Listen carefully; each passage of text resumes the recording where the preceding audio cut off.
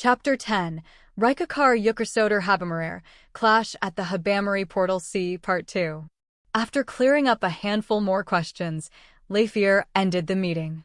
She herself could just think about knocking down the enemy before her eyes, as initially planned, but the staff officers had a colossal amount of work. The Thunderpeel fleet shifted its formations in the face of the upcoming showdown. Vanguard recon troops had a significant role to play in the decisive fleet against fleet battle. This corps, which was mainly composed of patrol ships, was suited to overrunning enemy fleets. They would assault the enemy fleet, tear through its formations, and at times, isolate the flagship and launch a concentrated attack. However, Fleet 1, the leading recon corps, would not arrive in time for the battle. The fleet flagship Bunarath would make it, but even the recon sub-fleet directly commanded by the fleet's commander-in-chief, the Arlatek, lacked a squadron. As such, patrol ships and raid ships were scraped together from Fleets 2, 3, and 4 and incorporated into Fleet 1. Although it was still weaker than the original Fleet 1, Leifir had to be satisfied with this. The rearrangement was completed just before they entered the engagement range of the enemy fleet. The two armadas were drawing closer. The Thunderpeel fleet rammed its 15 columns into Reddick 100, which was deployed horizontally. As predicted through the fleet's mass, their war potential was roughly equal. Assuming that Reddick 100 was entirely made up of PSSU ships, that nation was mobilizing nearly 90% of its strength. "Commence mine battle," ordered Leifir. Countless mines zoomed from the Thunderpeel fleet. Nary a second later, a massive quantity of bubbles split off from the enemy fleet as well. The mine battle was near evenly matched. The opposing armies of mines consumed each other, their hollow deaths causing planar space to surge like rough seas. Only a handful of mines made it out of the turmoil and reached the opposing camp. "They fought valiantly facing off against them," said Lam Lanyu. The PSSU was well known for placing a premium on mine battles. The enemy fleet had fired more mines than one might suppose given its size. That it was such an evenly matched mine battle despite that, thought Leifir. It wouldn't be a stretch to say that meant the Star Forces had the upper hand at the moment. But no, she thought, pulling herself together. Wouldn't be a stretch to say? That's sophistry, and if I lull myself into a false sense of security, it's all over. "Make all the escort squadrons pull back," she commanded. A corps of defense ships was stationed at the head of the column. The defense ship class of vessels was specialized for anti-mine defense. Now that the waves of mines had ceased, leaving them on the front lines was dangerous. "Shall we send in Fleet 1? Asked Sabash. "No. Shift them to Battle Formation 3. Allied ships had taken no damage, but then again, the enemy had taken next to no damage too. There was little point attempting a trample blitz on a nearly unscathed fleet. Projecting Fleet 1 out away from its allies would just isolate it. Fleet 1 had a better use. Instead of separating it from the main forces, she would make it the advance guard. The trample blitz would be conducted via the entire Thunderpeel fleet. If the fleet as a whole was a sword, then Fleet 1 would be its sharp edge. A short interbubble communication was transmitted from the overall flagship Klibnikek, and the Thunderpeel fleet assumed a wedge-shaped formation with Fleet 1 at the head. At last, the two fleets clashed. "The enemy fleet is indeed a PSSU fleet," reported Sabash. "No vessels from other nations identified thus far." "I see." There wasn't much the fleet commander-in-chief could do at this point of the battle. She just observed the tide of war as the fight progressed. "We're winning," commented Lam Lanyu, who was likewise spectating. The Thunderpeel fleet, its constituent fleets now together, was bisecting Reddick 100. Leifir beckoned the chief of staff beside the commander's seat. "I'd like to hear your opinion. Which do we crush first?" The rightmost group of enemy troops had roughly twice the overall heft of the leftmost group, but only in terms of sheer mass. Without knowing what exactly that mass constituted, it would be unwise to conclude from that alone that it was consequently twice as powerful. "I believe we ought to exterminate the rightmost corps first," Sabash replied immediately. Sabash's thoughts mirrored Leifir's. "Very well," she nodded. "Tell Fleet 1 they are to move behind the enemy fleet and turn starboard. We will encircle and annihilate the rightmost group." Fleet 1 was already on the verge of breaking through the enemy fleet, which launched attacks on both sides of Fleet 1, lest they get divided. In so doing, however, they were forced to expose their own flanks to other Star Forces troops. The attack on Fleet 1 ended up being half-cocked, allowing them to penetrate enemy lines. Fleets 2 and 3 filled the space previously occupied by Fleet 1. Fleet 4 moved to suppress the frontmost troops of the enemy ranks to the right. When reports came in that the Reddick 100 was completely split in two, the group to the right, relative to the Thunderpeel fleet, was then designated Reddick 101, while the one on the left was named Reddick 102. The divided enemy fleet began to retreat, but Reddick 101 was getting encircled, restricting its movements. Reddick 102, on the other hand, was able to act relatively freely, and it moved to chase Fleet 1 from behind, only to be contained by Fleet 2. It was a veritable melee now. A short while later, however, Reddick 102 began retreating in Habamary's direction once again. It seemed they'd given up on rescuing Reddick 101. "Shall we have Fleet 2 give chase?" asked Sabash. "No," replied Lafier right away. "Right now, we pour all our efforts into exterminating Reddick 101. Call Fleet 2 back." Reddick 102 withdrew from the battlefield. At present, 4 fleets surrounded Reddick 101 and were surely and steadily gnawing away at it. "It's the signal of surrender," reported the communications staff officer. "We're observing a halt in all bubbles of the rightmost enemy group. All ships cease battling," ordered Lafier, who then looked at the planar space map. Reddick 101 had surrendered, but Reddick 102 was still retreating and was already too far away now to catch up. Yet Sabash counseled otherwise. "We should pursue them, ma'am." Lafier knew Sabash would never advise giving chase without a means of doing so.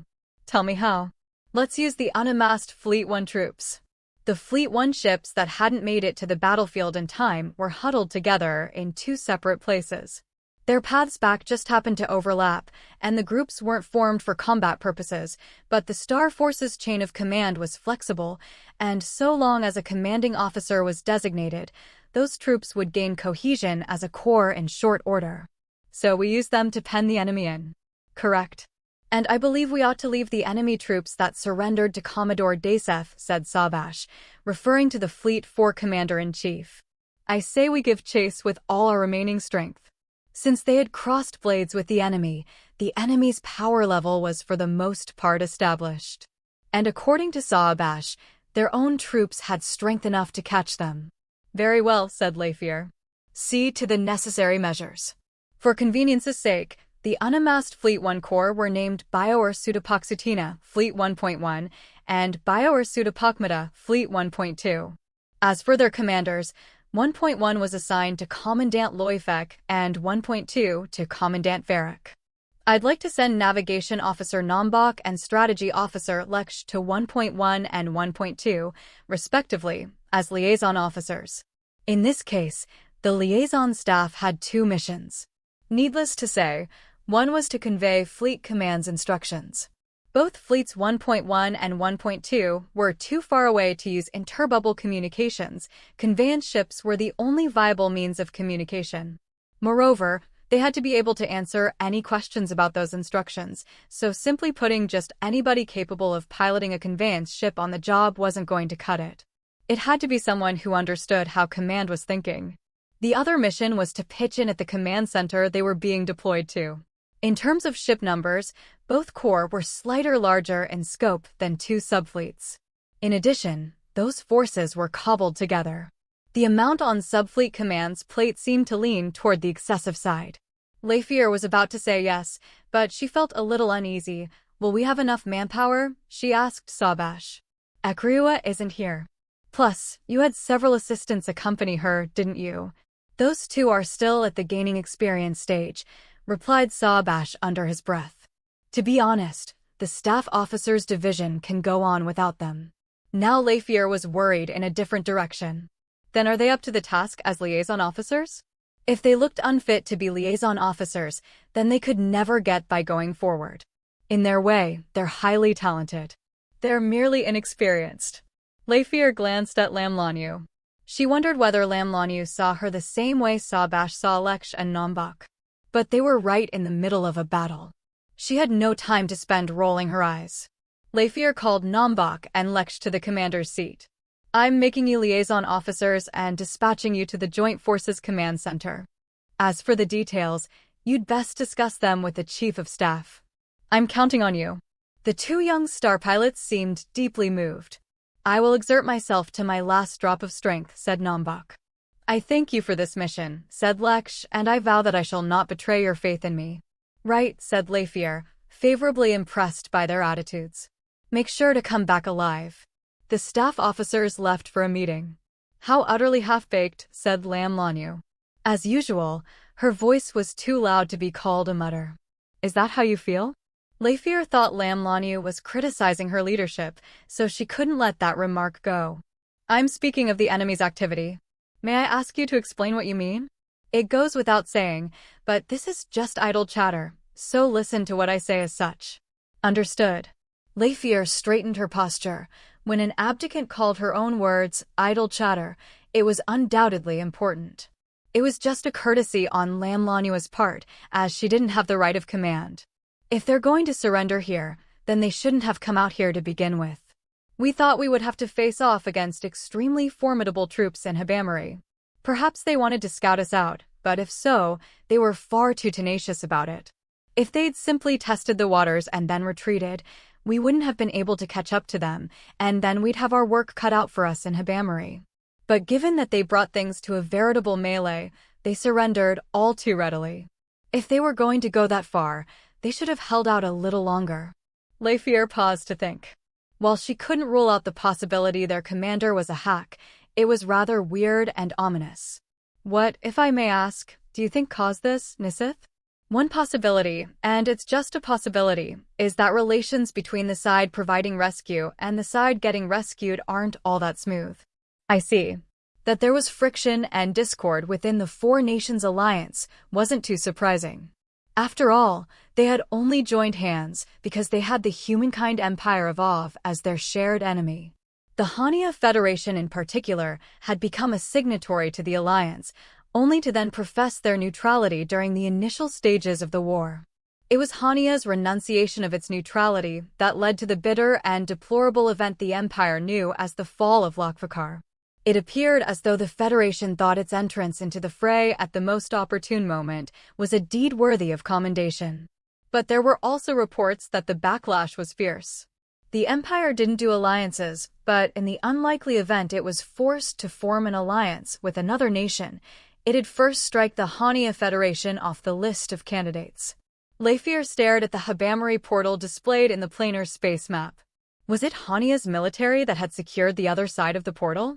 A fair number of forces had accumulated in Habamari, probably including mobile forces. Leifir was very curious as to whether they would turn up to rescue their retreating allies. If they did, she would have no choice but to cancel the pursuit.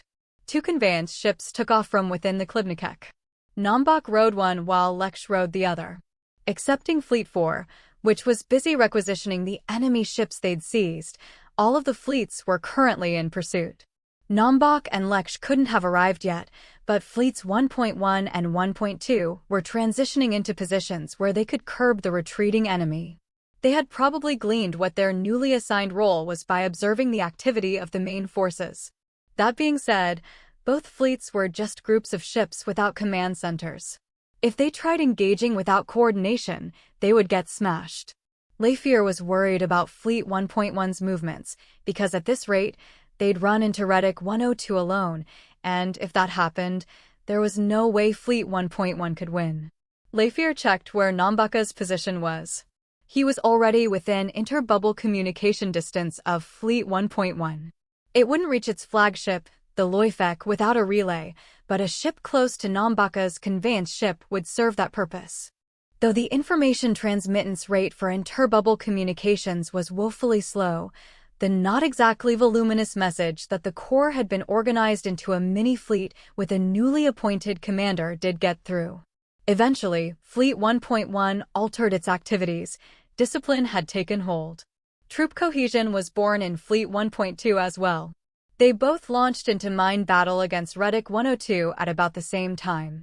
The main forces of Fleet 1 caught up with the enemy after it had already grown disordered, and thus commenced the trample blitz. Reddick 102 dispersed, and some of the scattered ships surrendered while others were destroyed.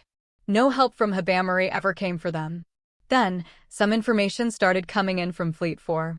A strategy meeting was held at the Thunderpeel Fleet flagship Klibnikek, where the information extracted from the enemy ships that Fleet 4 had requisitioned was to be evaluated. Lam Lanyu didn't hesitate to attend. Also in attendance were the Commander-in-Chief of Fleet 4, Commodore Dasef, and a few of his staff officers. Fleets 1.1 and 1.2, provisional as they were dissolved. The two who had been deployed as liaison staff officers, Nombak and Leksh, were seated at the seats of lowest distinction. The first order of business was figuring out Habamari's defense situation. Depending on the gap in overall strength, they might have to temporarily retreat. Leifir didn't feel ashamed of the prospect of needing to retreat. It wasn't the fault of the frontline commander that they lacked the necessary forces. It was Emperor Du Sanyu and Central that ought to feel ashamed. Of course, if she decided to retreat without needing to, then that would be an act of more than just shame. It being the case that the Empire's strength wasn't very robust yet, they had to examine these things exceedingly carefully. And, obviously, defeat would not be tolerated.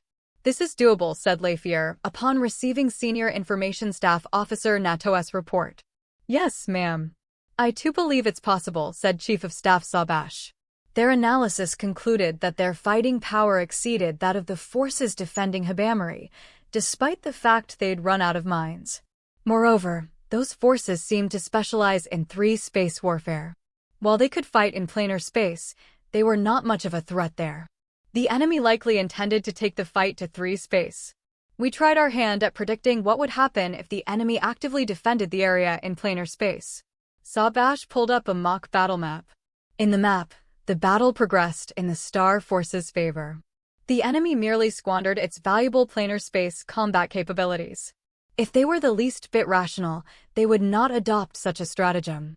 The worst turn of events for the Star Forces would be them hiding away in the 3-space side of the Habamari portal. That was what the enemy was probably aiming for. But even then, the Star Forces could win. "Very well," said Leifir. "We shall take Habamari." So it was that the battle line ship corps were to fall back temporarily. Battle line ships existed in order to fire mines, and so they were a hindrance in 3-space combat. More importantly, as they'd already fired all of their mines, they had no fighting power anyway. As already decided, they were to make haste transporting mines from the rear. Though they may take Habamari, there was still Nov Kinshas left to take. Their present plan of action now settled, Nato moved on to the next report. Though only vaguely, the current state of the Skier fleet is now known to us. There was no urgent need to know, but Leifir was very interested indeed. "Speak. First of all, it seems there can be no doubt your father is the commander of the Skier fleet. His Highness Dubious, King of Cryeb, is calling himself Vice Emperor Dubious." Vice Emperor? Leifir was perplexed her father would give himself such a bizarre title. "What a delightful title," said Lam Lanyu softly. "Dusanyu Aramida will surely find it amusing." As usual, Leifir ignored her. "Is there any intel as to the other personnel? What became of the Snow Crystal Fleet?" Star Forces Admiral Koponi, who was the commander-in-chief of the Snow Crystal Fleet, is alive and well. It appears she is serving as His Majesty Dubious's advisor. "What of the other Imperials?" "I apologize, ma'am. Nothing is known about your brother yet, so they didn't know what the Viscount of Wemdies was up to. I didn't ask about Duir specifically. She just hoped he was alive and well, regardless of what his title may be.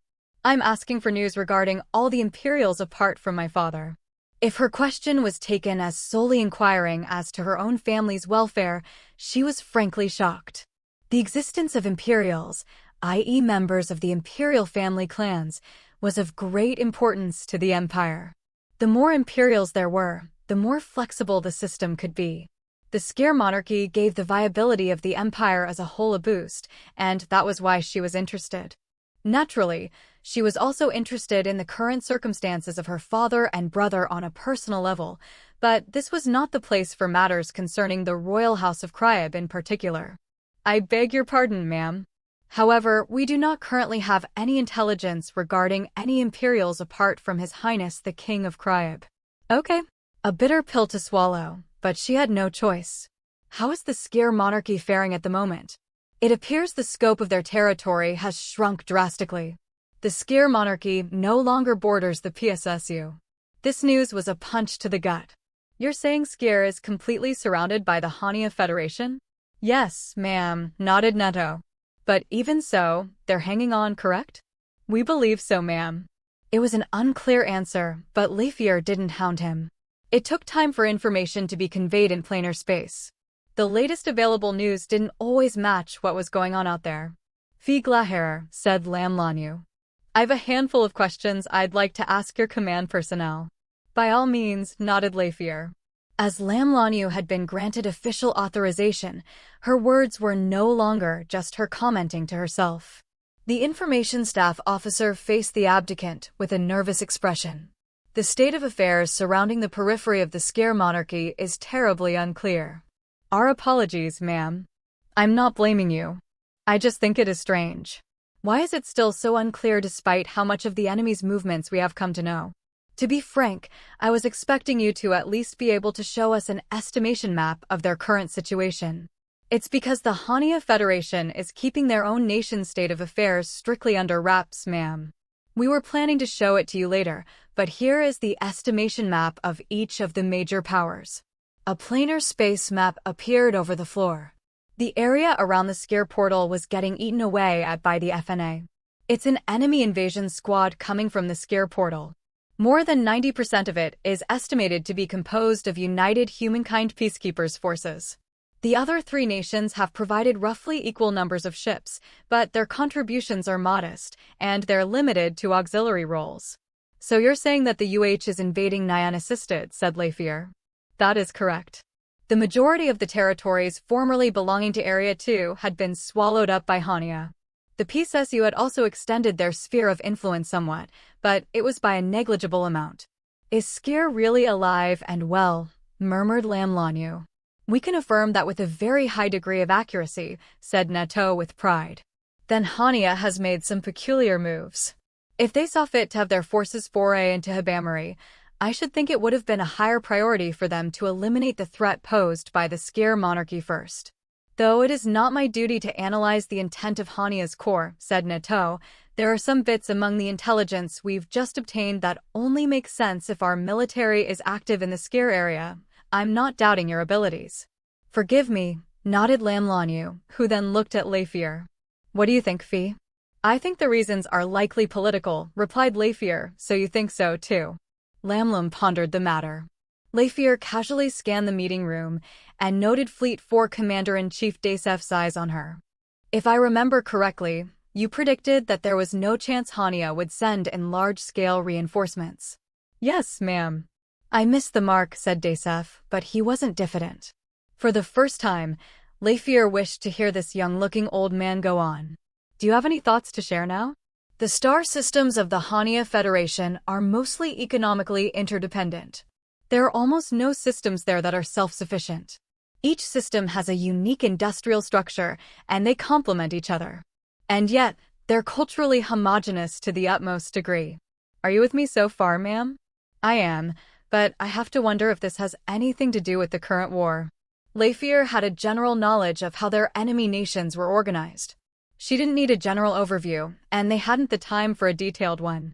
It does, nodded Dasef. Because the economies of each of the star systems hinge on interstellar trade, they desire stable space routes. A block in the interstellar flow of goods is a matter of life and death to the majority of them. They are, by their nature, a land people, and their ideal involves the multitude of planets being united as though it were one vast land. So long as it helps keep the planets of the Federation connected, the citizens don't mind whether it's their own merchant ship company or another nation's that's doing the trading. If ever the Federation were forced to yield its space routes to someone, they would not think the Empire a bad candidate, because we don't meddle with the land world's internal affairs.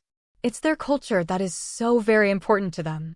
But there is a faction among them that doesn't share that sentiment, and that is the people who are involved in interstellar trade. They are few in number, but they are quite affluent, and their political power is considerable. Even the military bends to their will. To the space faction, they must be the ones to keep control over interstellar trade. There are many among them who, having taken part in interstellar transport for generations, have no sense of belonging to any land world. Their sensibilities have diverged from the majority of their brethrens. I take it the Federation's foreign policy depends largely on them, said Lamlanu. Yes, indeed. Most land peoples have no interest in what occurs outside the atmospheres of their planets. I suppose we shall call them the land faction. After all is said and done, the land faction far outnumbers the space faction. We can safely describe the space faction as a vocal minority. And there is much discord between the two factions. There are many among the land faction who believe they can entrust interstellar trade to the Empire with peace of mind precisely because it's an outside power. It was members of the land faction who spearheaded the failed attempt to surrender some days ago. But it's odd that they should have surrendered at the time. There was no combat against the Federation, said Lafier. No, ma'am. The Federation was fighting, they just hadn't crossed swords yet. They were fighting the Empire, and at the same time, they were fighting the Three Nations Alliance. And they thought they could step off the fight by surrendering to the Empire for the time being. I hear what you're saying. However, I have a feeling this is going off topic. No, ma'am. This is the main point. They're forced to take into consideration the rivalry between the two factions whenever they act. We shouldn't overlook the aspect that surrendering to the Empire was the land faction's way of excluding the space faction. If the space faction hadn't gotten driven to a wall, then the Federation wouldn't have jumped back into the war, and Lokfikar might not have had to fall. So it's like the Hania Federation has two different nations, said Lamlanu. That's right. We must always keep that in mind whenever we interpret their behavior. Only, I believed that the interests of both factions were aligned in this case, which is the same conclusion His Majesty and his staff officers must have come to. We believed that both factions wanted to maintain Hania's sphere of influence. Then which of those factions desired this outcome? Asked Lafier. It must be the land faction. I wager the space faction asserted that if they took Lokfikar, the Empire would fall right then and there. Though that's just my supposition. 10 years following the fall, the Empire is still going strong. We don't know the Skir monarchy situation, but regardless, things must have gone contrary to their expectations. As such, I imagine the land faction had forced the space faction into a bet. A bet? Asked Lafier. She and Lamlanu exchanged glances. They will keep up their defenses against the Skir monarchy, but they're placing their chips on sending out all of the rest of their space forces outside the Federation. And should they have bet wrong? Asked Lafier, though she already half knew what the answer would be. The space faction would lose power, and Hania would succeed in their next attempt to surrender.